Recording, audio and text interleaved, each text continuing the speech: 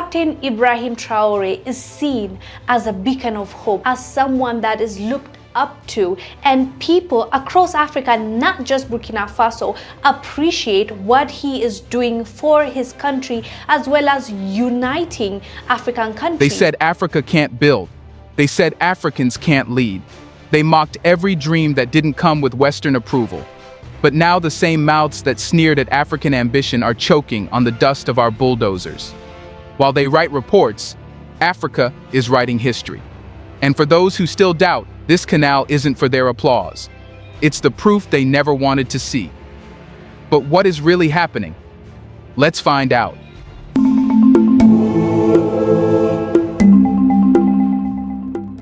The announcement didn't come with fanfare, but its echo shook every capital that ever treated Africa like a charity case. Burkina Faso, under Captain Ibrahim Traore, revealed the start of a monumental project, the Bama Canal, the longest irrigation canal in Africa. For many outside observers, it sounded impossible. A small, landlocked nation daring to build one of the continent's largest agricultural arteries, without loans, without aid, without consultants. It was not a request for assistance. It was a statement of independence. Traore's government called it the backbone of national food sovereignty. But the rest of the world heard something far more disruptive: the sound of Africa breaking formation. The blueprint of dependency that kept African economies chained to donors and debt was being torn apart by a 36-year-old soldier who refused to play by the old rules. The West, used to measuring Africa by its weaknesses, suddenly found itself staring at a leader who used those same weaknesses as raw material for strength. The project's scale is staggering.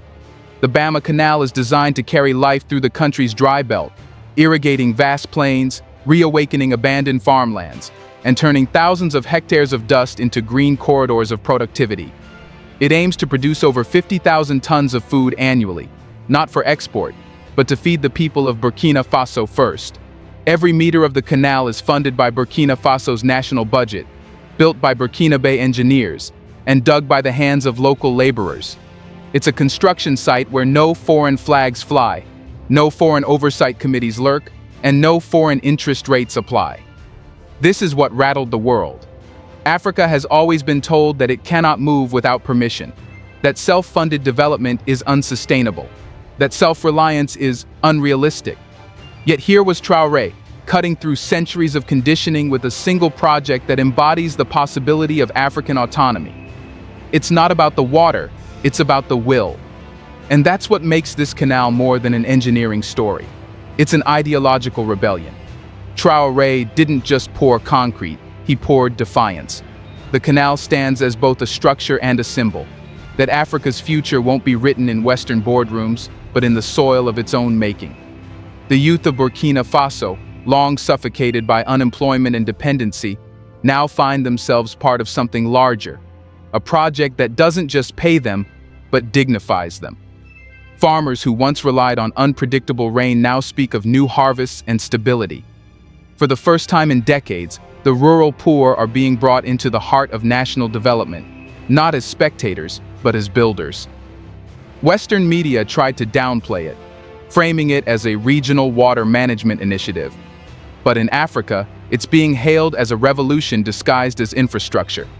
Social media across the continent flooded with messages of pride, young Nigerians, Malians, and Kenyans calling the canal Africa's Aswan, a reference to Egypt's legendary dam, a project that, in its time, represented liberation from colonial control. Burkina Faso's move is far more audacious because it emerges from the Sahel, a region many had already written off as unstable, insecure, and ungovernable. But Traoré is rewriting that storyline line by line, or in this case, trench by trench. He is proving that the same soil the world pitied can become the foundation of sovereignty. The canal, still under construction, already symbolizes something larger than agriculture, the reawakening of African confidence. And this raises a question that no one can now ignore. If a small nation, under sanctions and surrounded by instability, can build the longest canal on the continent without borrowing a cent, what excuse do richer African states have for their dependency? What stops Nigeria, Ghana, or Kenya from doing the same? That question leads us to the next part of this story, the one the skeptics didn't see coming. How exactly is Burkina Faso building this colossal canal? And what makes it structurally and politically possible? Burkina Faso's strategy isn't about having the most. It's about using what's theirs. Instead of importing machinery at inflated prices or contracting Western consultancy firms that drain national budgets through technical assistance fees, Traoré mobilized a domestic industrial campaign. Local engineers, trained at Ouagadougou's Polytechnic University and Military Engineering Corps, took charge of the designs. The plans weren't outsourced. They were drawn on Burkinabe desks, printed with Burkinabe ink, and executed by Burkinabe minds. To supply equipment, the government partnered with state-controlled manufacturers and independent artisans, refurbishing old machinery instead of purchasing expensive new ones. Welding shops in Bobo Dioulasso now produce canal gates and steel fittings. Civil engineering students are interning on-site, blending theory with national purpose. And in one of the project's most symbolic moves, the National Army itself became a construction force, deploying not for war, but for creation. Soldiers who once guarded borders now oversee bridges, embankments, and water channels. This reorganization of national effort is what Traoré calls productive sovereignty. Every layer of the project serves as a school, a living university of self-reliance. Workers learn modern irrigation science not from foreign supervisors, but from local experts who've studied Africa's hydrology rather than Europe's.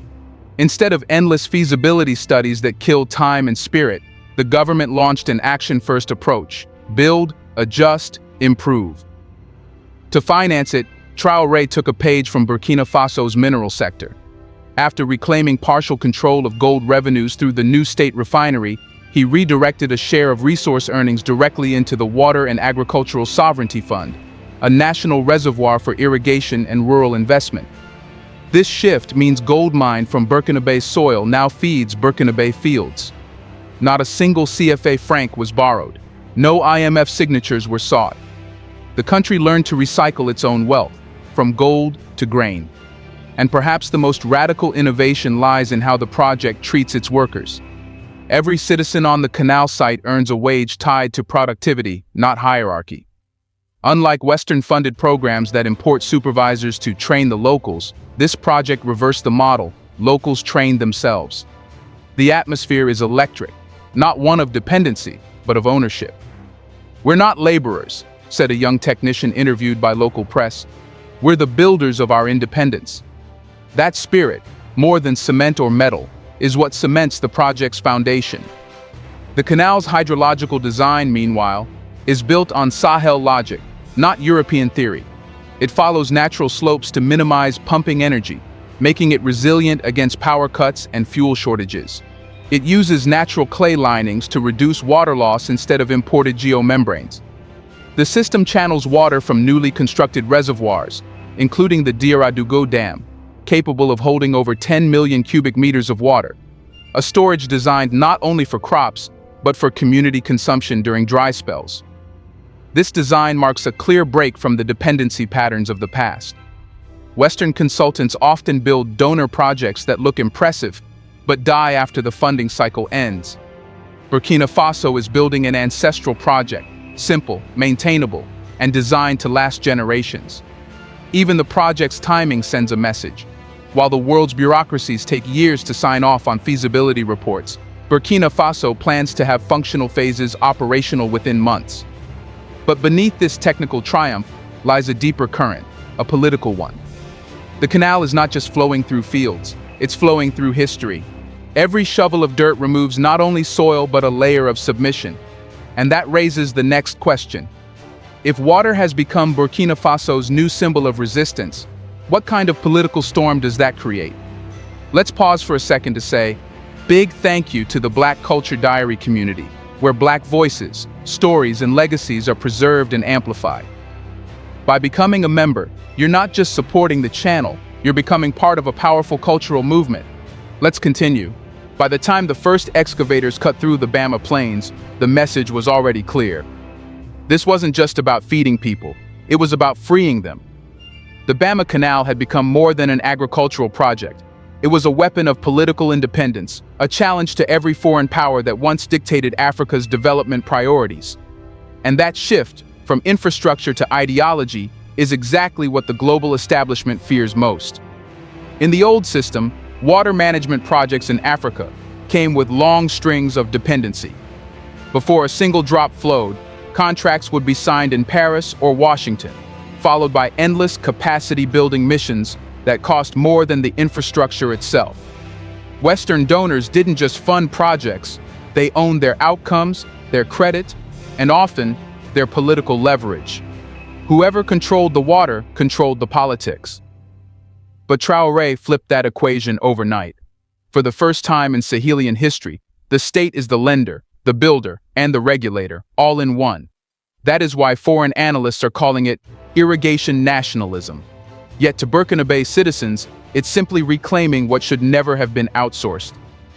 The Bama Canal is political in its DNA because it shifts the power of nourishment from international creditors to ordinary farmers.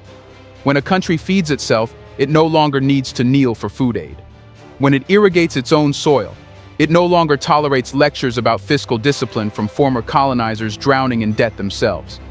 And that's where the revolution lies, not in shouting anti-Western slogans, but in replacing dependency with competence. Traoré never declared war on the IMF. He rendered it irrelevant. He didn't burn bridges with France, he simply stopped walking on them. The Bama Canal is his answer to every Western headline that ever mocked Africa as too poor, too unstable, too corrupt to manage its own development. Each meter of flowing water is a rebuttal, silent, factual, and undeniable. But the canal's political ripples don't stop at Burkina Faso's borders. Across the Sahel, nations once trapped in aid addiction are beginning to take notes. Mali, Niger, and Guinea, members of the Alliance of Sahel States AES, have already expressed interest in launching their own irrigation networks under joint sovereignty. In a way, the canal's first tributary isn't made of water, it's made of inspiration. The spirit of Pan-African cooperation that Kwame Nkrumah once dreamed of is resurfacing through practical collaboration. And while Western think tanks obsess over governance concerns, the people see something far more grounded, a continent learning to depend on itself. The political narrative of helplessness, carefully maintained for decades, is collapsing under the weight of its own hypocrisy. After all, how can Europe, now struggling with its own energy and food crises, still lecture Africa about sustainability? How can nations that rely on African cobalt, uranium, and gold still insist that African independence is too risky? Traoré's government understands this hypocrisy perfectly. That's why every statement about the canal is deliberately modest. No exaggerated numbers, no global campaign, no begging for attention. The silence itself is political. It tells the world that Burkina Faso is not performing sovereignty for applause. It is practicing it. And that subtle defiance terrifies the old order. Because water, in the hands of Africans, becomes something more than a natural resource, it becomes a tool of refusal. Refusal to starve under someone else's system. Refusal to privatize survival. Refusal to trade dignity for grants. But revolutions never unfold without enemies. The same institutions that once sold Africa water management solutions are now questioning the canal's environmental viability. The same governments that subsidized African dependency now pretend to worry about African autonomy. The narrative has flipped from Africa can't build to Africa shouldn't build. Because once Africa proves it can, the business of dependency collapses. That's why the Bama Canal is not just an engineering project, it's a political fault line. It's forcing the world to choose sides between those who believe in African control of African water and those who profit from African thirst. And as the canal stretches deeper into the soil, another question begins to rise, one the West would rather not hear. Is this the completion of Sankara's unfinished revolution? Here's a reminder to please like and share the video and subscribe to our channel to watch more videos on Black culture, history, civilization, and identity. Let's continue now. To understand the current in Traoré's revolution, you have to wade backward to a time when another young captain stood before a nation and declared that Africa would feed itself or perish in humiliation.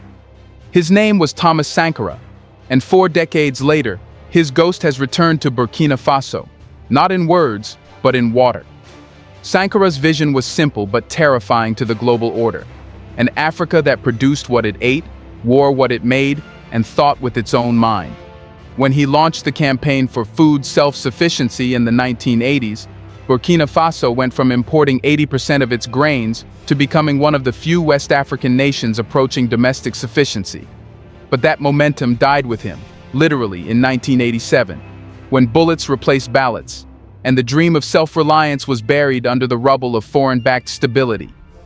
For years, Burkina Faso returned to dependency, endless structural adjustments, donor-funded projects, and development reports written in languages its farmers couldn't read. The revolution became a memory. The plow returned to being a prop. And yet the people never forgot. So when Captain Ibrahim Traore stood before the nation and spoke of sovereignty, self-sufficiency, and rebuilding the rural economy, the echoes were unmistakable. He wasn't copying Sankara's rhetoric. He was completing his unfinished blueprint. That connection isn't poetic, it's literal. One of Traoré's earliest decrees was the expansion of state-owned agricultural zones, the same model Sankara tried to institutionalize. But Traoré took it further, pairing revolutionary ideology with 21st century pragmatism. Where Sankara had words and willpower, Traoré adds machinery, hydrology, and geomapping. The Bama Canal is therefore not an imitation of the past, it's an evolution of it. Sankara dreamed of making the desert bloom. Traoré is doing it, 1 kilometer at a time. There's also a cultural resurrection unfolding here. The idea that the army, often used to suppress its own people, can instead serve them. Under Sankara, soldiers built roads and schools. Under Traoré, they're digging canals and dams. Both men turned military discipline into civic service, blurring the line between revolution and reconstruction. It's not militarization, it's mobilization. When farmers see soldiers working beside them instead of policing them, they understand something profound, that the state is no longer a foreign force, but a collective one. That's how nations are built, not through aid missions, but through shared sweat. But Traoré's version of Sankara's legacy carries a deeper layer: technological sovereignty. Sankara's revolution was ideological, Traoré's is infrastructural. He has paired self-reliance with self-engineering. His administration is laying not just concrete but capability, reviving technical schools, funding rural research institutes, and encouraging state innovation through what he calls Burkinabe intelligence. This means using native materials, local data, and cultural knowledge to solve local problems. It's Sankarism in motion, updated for an era when survival depends not only on courage but on code, calculation, and coordination. Internationally, Traoré's revival of Sankara's philosophy has redrawn alliances. The Alliance of Sahel States AES, which includes Mali and Niger, has embraced a collective path towards self-sustained development. These countries, like Burkina Faso, have faced sanctions for rejecting Western control, yet they're uniting under a new doctrine: sovereignty through infrastructure. To them, the Bama Canal isn't just Burkina Faso's victory, it's proof that African nations can synchronize strength. The same spirit that once made Sankara a pariah now makes Traoré a prototype. Still, every revival faces resistance.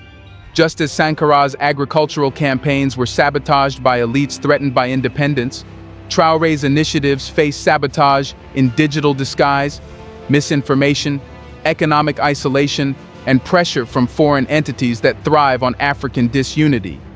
Yet the difference this time is that the public sees through it. In the villages along the canal, the narrative is clear. This is what Sankara wanted for us. And that brings us to the heart of the story. Because while Sankara taught Burkina Faso to dream, Traoré is teaching it to build. The ghost of Sankara no longer walks through Ouagadougou in whispers. It flows through concrete channels, shimmering under the Sahelian sun. Which leads to a question that stretches beyond Burkina Faso's borders.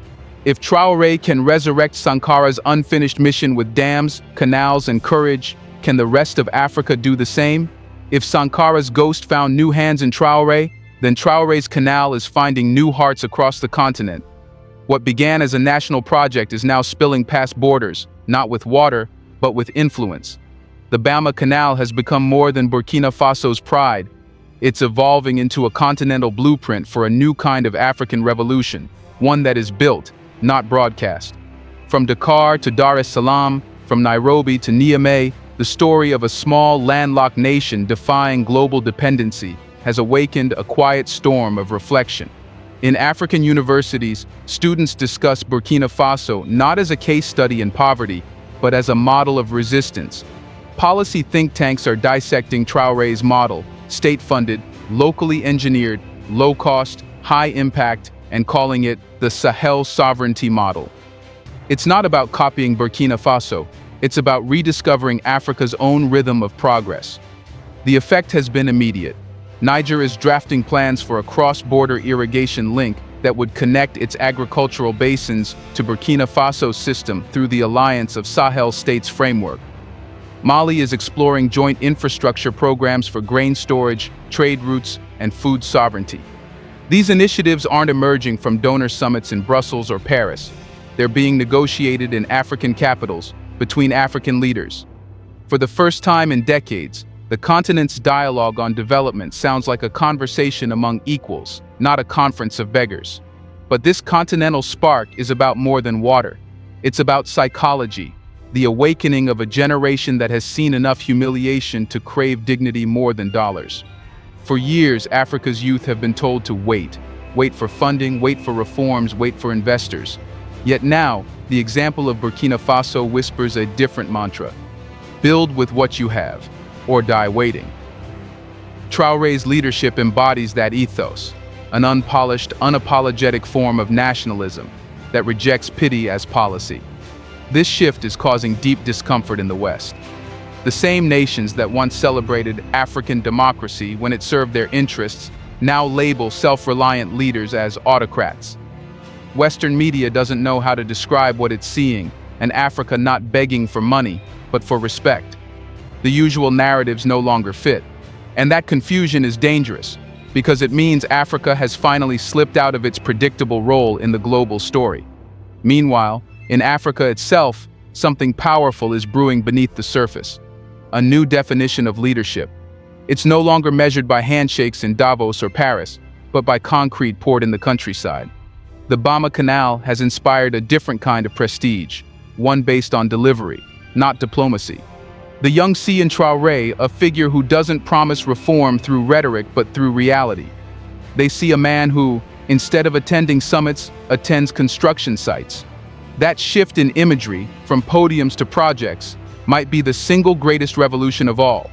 Because Africa's greatest tragedy was never a lack of talent. It was the belief that validation must come from outside. The Canal breaks that mental chain. It tells every African child that sovereignty isn't abstract, it's something you can touch, walk beside, and water your crops with. Yet the implications go beyond pride. The Canal has drawn the attention of BRICS nations, China, Russia, India, Brazil, and South Africa, who see in Burkina Faso a partner that aligns with their philosophy of mutual respect and non-interference. Early discussions suggest that similar projects could integrate into a continental food network, reducing Africa's dependence on Western grain imports. For BRICS, it's a strategy. For Africa, it's survival. Still, the true victory here is not economic. It's emotional. For the first time in a long time, Africans are not celebrating someone else's success. They're celebrating their own. The Canal isn't a foreign aid success story, it's a sovereign success story.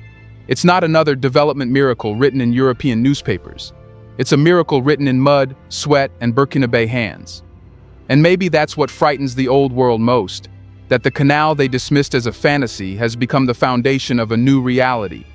A reality where Africa doesn't wait for help, but creates its own help. A reality where development isn't a favor, it's a right. A reality where the once landlocked Burkina Faso has become the one unlocking Africa's mindset. Because the truth is simple. When a single canal can shift an entire continent's sense of possibility, it's no longer just infrastructure, it's history in motion. And as the water flows deeper into Burkina Faso's soil, it carries with it a message to every anti-African, every cynic, every colonial remnant still clutching at control. Africa has stopped waiting. The continent is building. And this time, the river flows our way. Do you still believe Africa needs permission to rise?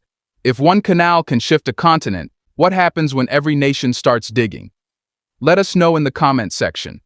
When the world finally sees Africa building, will it applaud or panic? Do you want to watch more videos like this one? If so, subscribe to our channel and press the bell icon next to it. We have decided to bring videos on something nobody talks about: the Black culture, civilization, history, and evidence about how glorious Blacks have been. Thanks for watching. And until the next video, stay tuned.